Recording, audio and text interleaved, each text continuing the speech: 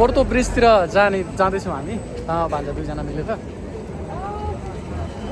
बस पनि जान्छ तर हामी बसमा हिँडेर जाने। यहाँ सब मान्छे हिँडेर गएर हामी पनि बसमा जाने हो र।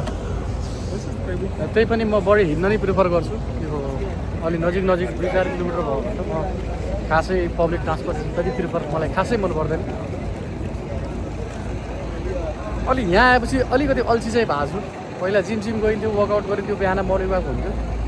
ल अस्तिदेखि चाहिँ म गएको छैन कतै पनि। ऊ हाम्रो 1 and only ह्यान्डसम एन्ड हङ मिस्टर जोशी, मिस्टर झोले त नभनौँ होइन, किन झोले भन्ने हो र। ओक्लेको ब्याग बोकेको छ मान्छेले, ओक्लेको man, Oakley it's branded bag man. What do you think? बहुत फास्ट हिँड्ने यहाँ गाह्रो भइरहेको छ। गाह्रो भइरहेको। अनि यो टोपीहरू चाहिँ किन्नु पर्छ कि जस्तो लाग्यो। थाइल्यान्डमा किनेको थिएँ, त्यहाँभन्दा अलिकति बेटर यता छ। थाइल्यान्डको सम्झना आयो, के गरौँ।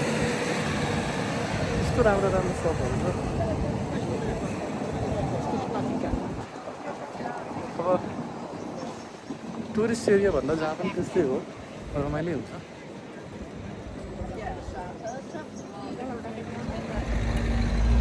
व्यवस्थित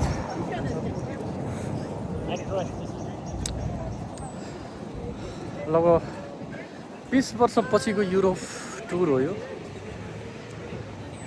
रमाइलो लागिरहेछ। त्यस्तै हो जहाँ पनि युरोप त सबै उस्तै हो, सेमै हो। तर अब पोर्चुगलको इतिहास अलि डिफ्रेन्ट छ। त्यही भएर आएको बेला घुमिहालौँ भन्ने हो। घुमियो, रमाइलो भइरहेछ, ठिक छ।